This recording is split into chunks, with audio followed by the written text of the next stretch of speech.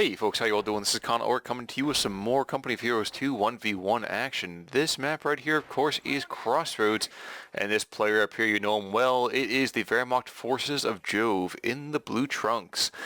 He's bringing to the fray Jaeger armor doctrine, as well as mechanized assault and mobile defense, so very standard ones for Jove. Meanwhile, in the south, his opponent, the UKF troops of Fredbrik. What's Fredbrik bringing to the fray in this case? He's got Mobile Assault Regiment, he's got Royal Engineer Regiment, and he's got Tactical Support. And what's his bulletin right here? Ooh, this is surprisingly good. I don't think I've ever seen this bulletin before. So Scatter is reduced by 3% for the mortar emplacement. Definitely a good piece of equipment to use if our Britisher decides to go that direction. And on this map, a mortar pit placed, you know, in this area-ish, perhaps like right here, or heck, even right behind the garrison right here on the road, will dominate a fair bit of this admittedly kind of small map. Fredbrik opening up with a very standard opening, 3 Tommy squads, nothing surprising there. We're going to see a rush to platoon command post. Not just yet. Of course, he might be a little bit light on that fuel too. I can never remember, unfortunately. Nope, he's got the fuel. He definitely has the fuel. So just deciding against it, it seems. In the meantime, Jove opening up with a, was it Grenadier, MG, and then another Grenadier, giving him a little bit of opportunity to go and establish a base of fire to fall back on. A good decision if I ever saw one. And indeed, these poor pioneers are just barely out of capping, so that guy dying for naught as the Brits come up to take the middle part of the field. The enemy cut our supply line. Yes, the enemy have cut their supply line, but at the same time, there's not a whole lot of supplies to be cut. Oh no, never mind folks, that was the British fuel being centralized, well, I can't think of the right word right now, but no longer in supply is the important thing here. Now, here's something a little bit more interesting. We do see Jove coming out with a very, very quick mortar. I won't say it's uncommon necessarily, but you don't see it very often. But considering the amount of firepower he's coming under right now, infantry sections coming in and around all of his grenadiers, we have action in every part of this field right now. Pioneers coming up next to this house trying to put some firepower in on those SMLE Brits, but their own brethren across the road, Our forward position has been destroyed. laying down a fair bit of firepower. Oof, there we go. So finally some rounds coming in on top of these Tommies here. Slowly trying to put material in play, but instead coming to firepower. Not the best position for the mortar, but neither is the best position for the Tommies. Neither play really taking up, kind of interesting. Finally seeing a platoon command post coming out for Fredbrik. And the Brits have not a stranglehold on the map, but they're taking a lot of the branching road positions. And these are just spots you cannot lose on this map. But more trenches going up. This guy, Fredbrik is a man on a mission. He's trying to put trenches up everywhere. And of course, if he achieves that, it will allow a defensive position that is very, very difficult to breach from the German perspective. These trenches, I think, sometimes getting a very bad rap, not getting anywhere near as much love as they should. From British players, that is. But in the south, the important thing is that Jove does have his fuel in supply. He's still not taking up. Very bravely not doing that. Fredbrik, on the other hand, he's going to go for his first Royal Engineers. Good decision right there. Trying to diversify his troops a little bit further. And long last, A new engineer section is waiting for orders. long last, you might see tickets falling out of the British coffers as opposed to just the Germans. So yes, we do see the first capture point has been taken off by the Germans. On the southern side, we're going to see that as well. But in the north, yeesh, another trench goes down. This other trench is still up and running for the Brits. But we are going to see some pioneers do have a Flammenwerfer 35 and should be able to storm the proverbial beaches with it. Yeah, go ahead, get into that trench and see what happens for you, pal. Point is being overrun. But once this flamethrower does get a lot of play, we can see a very, very quick death. Oof. From these squads. But unfortunately, right now, the Pioneers are being focus fired by the Tommies. A good decision if I've ever seen one. And what's more, unfortunately, these Pioneers are not even getting flame into the trench. Instead, just dropping a third model and getting savaged quite a bit. Royal Engineers in the southern part of the map are trying to push forwards, but get caught out by this MG42 and pinned just before they get out. So big win right there for the Germans. It could have gone wrong so very quickly. You can now order new armored cars to be built.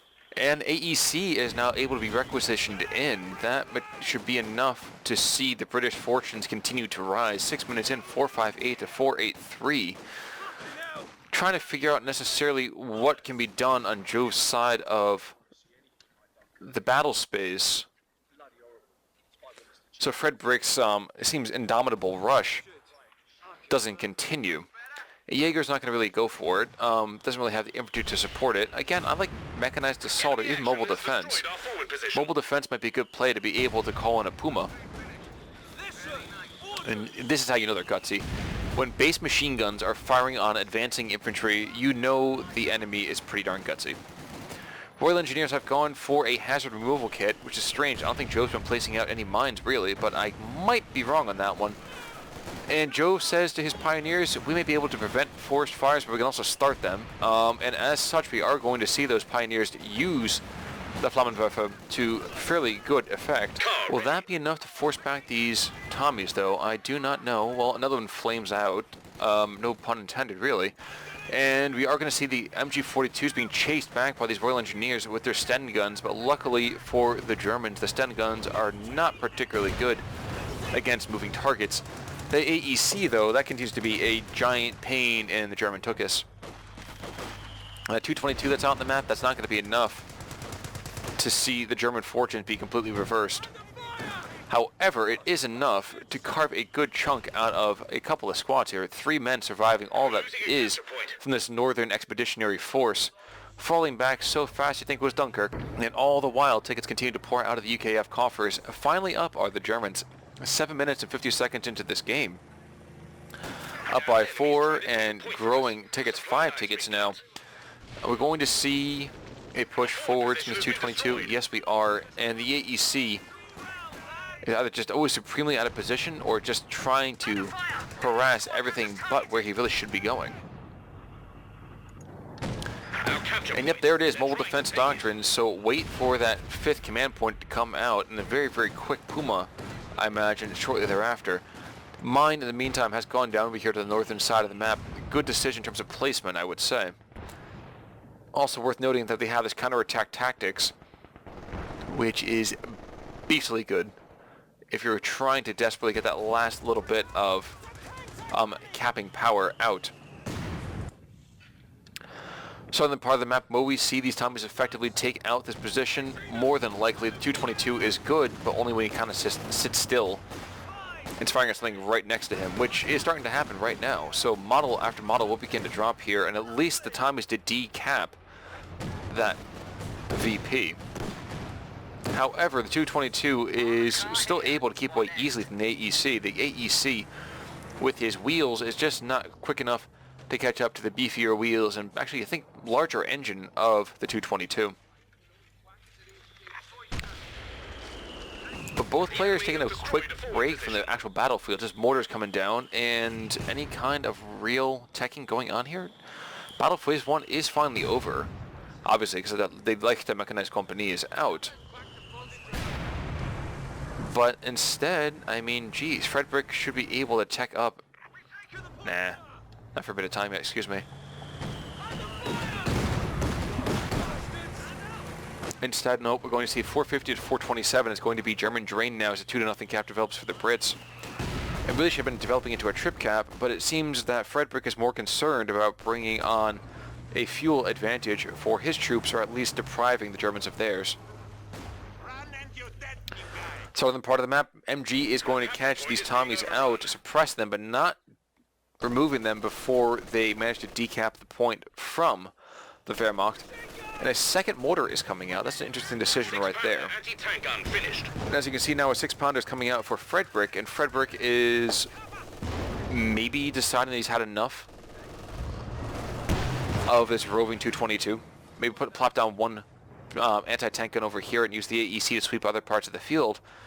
Will be more than enough to deflect this scout car if the Germans are not careful. Trenches are still on the field, so I'm kind of concerned for the Germans for at least the immediate future. Are they going to try to take these things out?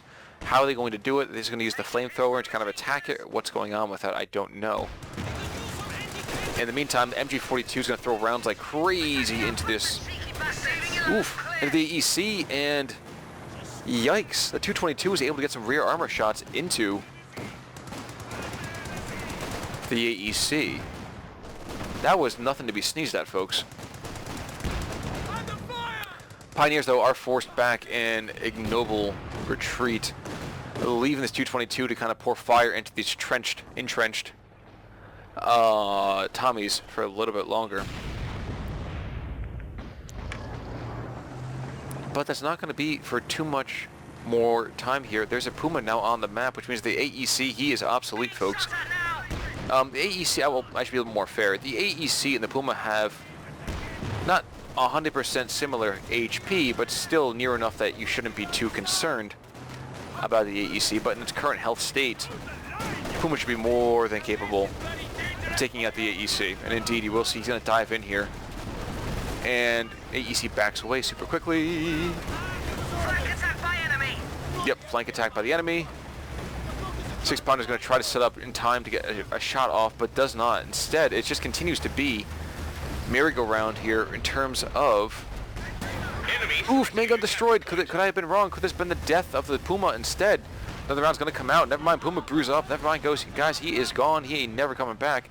Another Puma gets called in, though, and that might be enough to finally see the AEC into the dustbin of the battle space.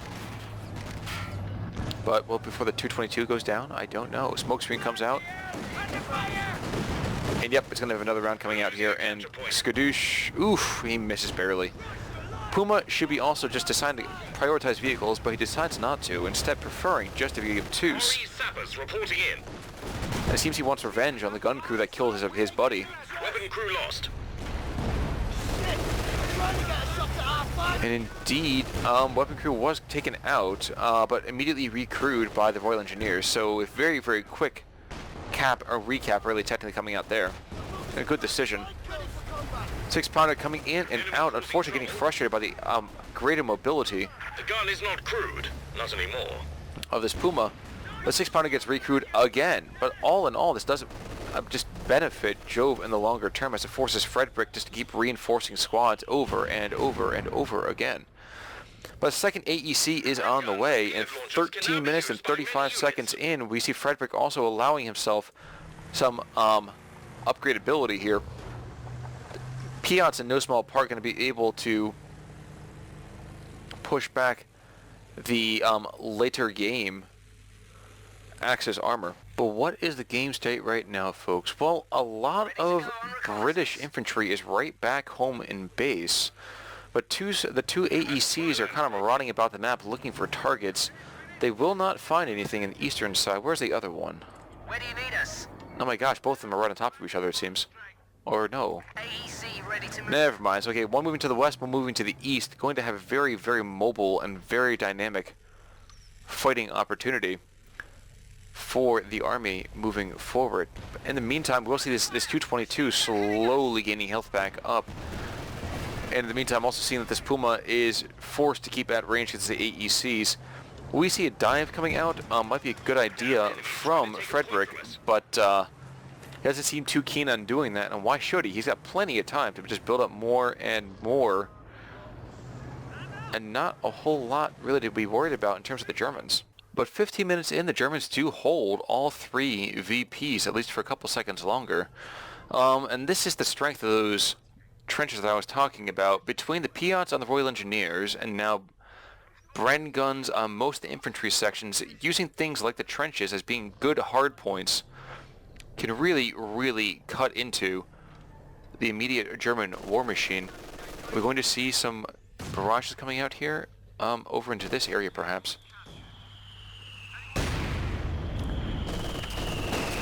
Oh my gosh, this would be like the worst luck ever. They get out of the house in time. That could have been so beautiful if it was a German. Just like one more shell could have taken them out. It could have been amazing.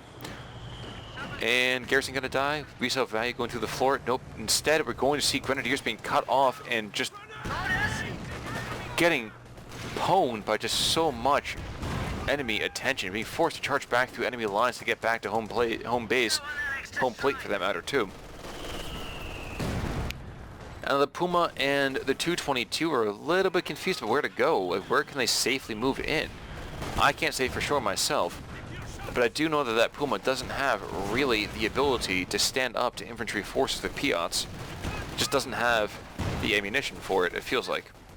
Now, Grens, in the meantime, don't even have munitions to toss out something like a rifle grenade onto that bad boy right there, which is too bad.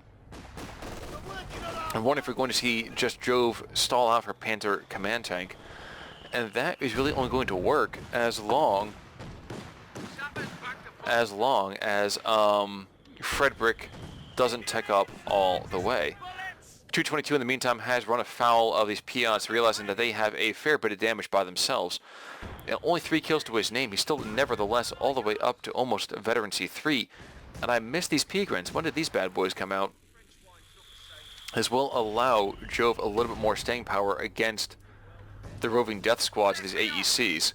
The question is, how does he lure them in?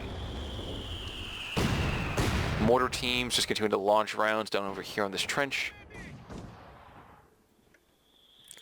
And at the very least, as long as it takes out this particular material, that's more than enough. I think what's going to happen here, he's going to try to use this to lure down the AEC, and going to bring in the P-Grens to hammer home the point. But instead, we're going to see, whoop, nope, we have mortar back in range over here, able to reach this machine gun. And this is what I was talking about. The range on this map seems amazing because the map itself is just so tiny. He's got to get out of there now. Otherwise, he's not going to have a crew left. P-Grins in the meantime continue to maraud down the southeastern side. Don't have to worry too much, it seems too quickly. I'm wondering why the P-Grins aren't redeploying further up to the north. But the Puma is able to get a couple rounds here and there into this first AEC. His ally just backing off and not doing anything about it. And a Panther command tank is out on the map. Friends, in the meantime, are able to put fire into this 222. It's not going to do a whole lot. And indeed, Piats with the Royal Engineers are going to do way more. Cutting into the rear armor like it wasn't even there. Those high explosive rounds are just like the most bizarre weapon system ever. And yet so very effective. P-Grens, though, up and running. Trying to get one shot in on that AEC. Failed miserably. Capture point. They're trying to take it. And that Panther command tank is up. He just has that short barrel 75 mil. And that is not going to be enough infantry or any kind of support, really, to push him back completely. And indeed, we'll see it's the Panther 4 trying to come in and around this tank. Anti-tank gun. He is. Just to worry about this mine right here. One shot comes in, he takes out all the crew necessary, and he might even dive to take out this AEC. Good thing about smoke screens, it prevents the enemy from hitting your troops. Bad thing about smoke screens, it prevents your guys from hitting the enemy. One AEC is down. Even if this P4 gets sacrificed for the good of the colony, he might be able to successfully take out of control. That's another one. Oh my gosh, he's going to make it out of here alive, isn't he? We've lost a Mark III armored car. This could be the play that wins Jove a game. Royal Engineers have to get just barely missing. One more set of... Okay, so wow, yeah, that's a big swing in power. AECs would have been more than enough to take on some of these lighter vehicles. But now that they're dead, the light vehicles don't just have to really be too concerned about staying in one place.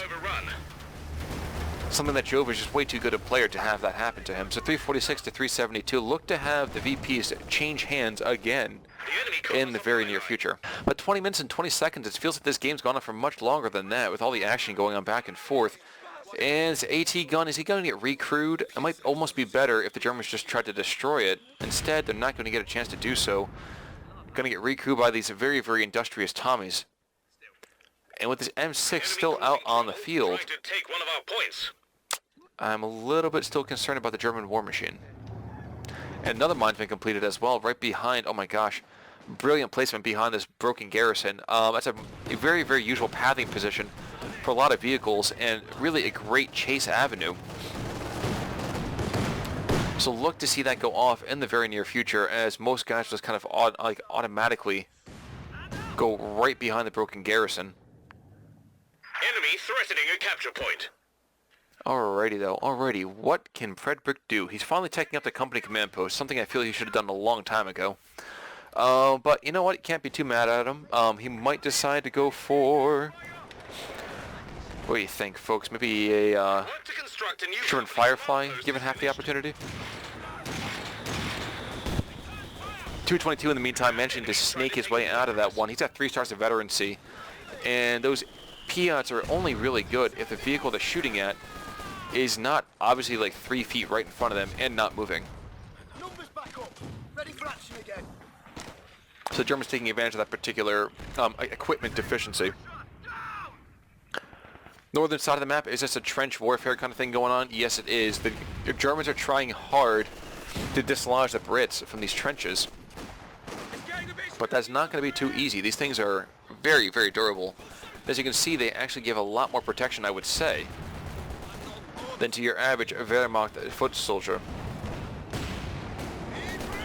Question is, are we going to see a tech up to the later, another particular set of tech? No, it just seems that he's going to fight this entire battle with Panzer command tanks and Pumas. A very, very brave decision. Also, by the way, he has just called an Ausschüben reserves. You do see that one of them has spawned in. Our capture point. They're trying to take it. With an LMG. But these guys are not particularly wonderful. This is a, I need a quick chunk of manpower, thank you very much. And P4 is going to limp away in the face of this negative attention. But the Ausschüben are enough to see this AT gun off the German lands, and indeed off the German half of the map. Even better for them is the fact that these Ausschüben are super cheap to reinforce, and that's good for Jove's economy right now. He's not floating a ton of manpower anymore, and that's good, at least from a utilization standpoint. However, not so good if his troops are not particularly healthy, and that is currently the case for him. P4 needs to be reassessed pretty quickly. The 222 has gone down to marauding Piats. We're going to see as well, is that a Cromwell coming out, or, oh my gosh, we're going to see Tactical Support Regiment, so we could see an FOP. I know, we also might even see artillery cover, and that thing is just still broken. I hate that thing so much, and that's just a passionate burning dislike. Yep, that is in fact a Cromwell coming out for the for the Brits. The Germans, outside of just throwing tons and tons of munitions at it, may not have a perfect counter to it. Puma is way too light to stand up in a straight-up battle, and Jove doesn't have enough to call in more Pigrens to upgrade to Shreks either. And indeed, these Pigrens are going to get carved to pieces by this infantry if they're not careful. Yikes, in the north, you're going to see the Cromwell has announced its presence. It's going to push these guys back pretty darn easily. And yep, Puma's not going to be nowhere to be found. He's down here to the south, running away from Piats, running away from mortar shells. Either one of those are going to do tons and tons of damage.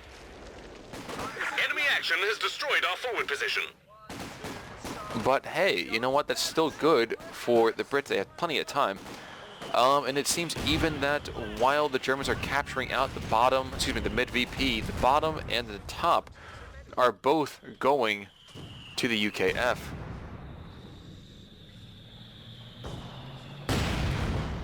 .329 to 329, we have a plumb straight-on game going on here. 4 squads of Tommies and a couple of Royal Engineers. These guys have been here mostly since the beginning of the game. And shockingly enough, I don't often see Jove go down in terms of experience, but he is down, I would say, fairly overall. 6 pounder, the only thing that we're not really gaining any experience. 3, 3, 2, 3, 2, 3. Yep. Also shockingly, we do see that the mortar pit only has 1 star veterancy. Usually those things get so much veterancy so quick it almost makes the head spin. But infantry section is going to fall back in the face of the Panzer command tank. And that P4 is still going to take rounds, though, from the Piats to the western side. And it's just, that's the kind of battle that's been going on. He's been seesawing back and forth. Jove is down now, a triple cap. And he doesn't have an immediate response to this. It seems wherever he goes, he just gets outfought. His infantry is just getting savaged, no matter what goes on. Enemy threatening a capture point. MG42 getting outflanked consistently. And that's a problem, obviously.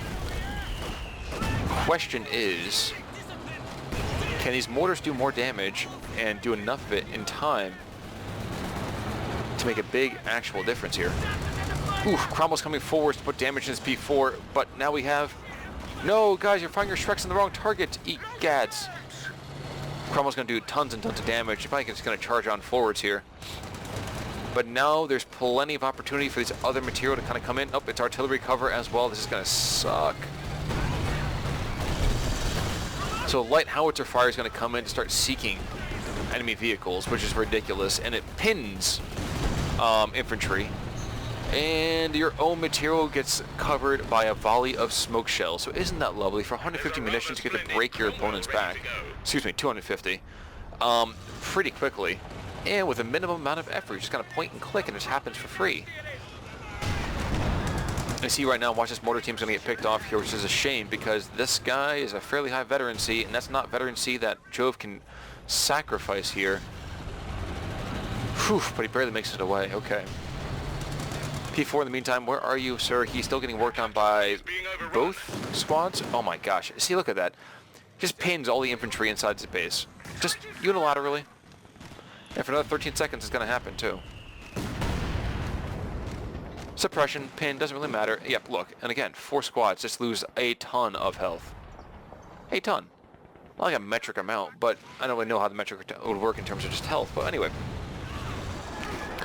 Now with 2 Cromwells on the field, you have to be really kind of concerned about Jove's survival here. Indeed, his Osttroopen are dying, and I don't think he doesn't have anywhere near the manpower needed to replenish all of them. See right now, these mortar teams have next to no health, and the Brits are controlling the entire map. It's only a wonder that this has not been capped out already, and that is a mistake only being redressed as we speak. Our forward position has been destroyed. And it's just trenches all over the place. This really does look like World War I all over again, folks. Mortar rounds coming in. One lucky round or 2 could take out this squad, though, and that would be a giant boon for Jove's men, beleaguered as they are. Unfortunately, the barrage is targeted to the wrong area. Let's move! Oh no, and now of course his P4 goes right back into the fray, and this Cromwell's going to swing in right around behind him. I kind of feel like, oh no, he's hiding indefinitely behind this house. Maybe it might be a good idea for Jove to just invest into another Puma. It's not the most efficient of vehicles. But first of all, with all the mines going down, you have to be super concerned about the fighting opportunities for Jove's troops. He's going to walk some directions to get blown apart. P4 already coming under fire from the Cromwell, and indeed coming under fire from the 6-pounder. And it's going to be super hard to break this out. Look at this. This is just a wall of trenches going up here. Or, you know, so to speak. A little difficult to have a wall of a trench, I imagine. At long last, a support armor corps has gone down, and that's going to be a P4 coming in? Yep, a P4 indeed. And this seems to be maybe the last throw for Jove. He doesn't really have a lot of other opportunities beyond this. All these trenches have just given the Brits too much of a position to hunker down on the map. This bite and hold thing for them is just really working. Puma's going to come in, throw a round or 2 off, not going to do a whole lot. Just ping off the front armor there. Peguin's shifting in as well, trying gamely to try to take out this enemy armor. Is not going to be easy though, my friends. And indeed... Oh my gosh, a 3rd Cromwell's coming in. So while Fredbrik has lost one of his infantry sections, he is trading it in for more tanks. And those are tanks that Jove does not have to compete with that right now. Question is, are these guys able to hold on long enough? Oof. Why are you throwing rounds into that trench, my friends? Can they hold off long enough for these P4s to affect a good Our capture point. They're trying end to take this it. game. As of right now, Jove is under half the tickets of his opponent, and indeed is not even really able to make a push for anything more than 1 or 2 positions, this one right here in particular. But the northern side of the map, look, 1, 2, 3, 4, 5. There's 5 trenches in the span of like a screen. Trying to take one of our points. And that is, it doesn't sound like a whole lot, but it's kind of indicative of the ability of the Brits just to dive into a position if they need to. Finally, one of the trenches goes down. And the anti-tank gun himself takes a little bit of damage in the meantime, but is that enough? I don't think it is. There we go, finally seeing rounds being poured into them. AP rounds being thrown in by Jove's infantry might be enough to take out the trench, and if it does, yep, there they go. Finally, fortification by fortification is put to grass.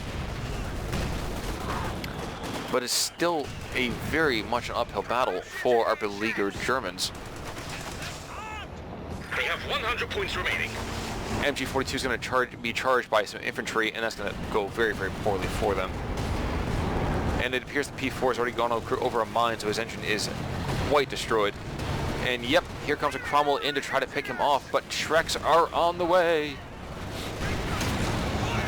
But there's still 3 tanks there, my friends, and that might be the swan song for the German armor. And indeed, while these Cromwells are taking devastating hits, smoke rounds going in every which direction. There's one more Shrek. A Shrek barrage might be enough. No, instead we're going to see the Shrek squad taken down to 1 man, a Shrek man, really. One of our anti-tank guns is gone. And the P4 is gone. There's no Cromwell even dying yet.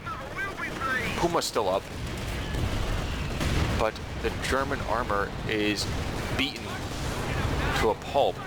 The Puma dies, and yep, that might be pretty much it, folks.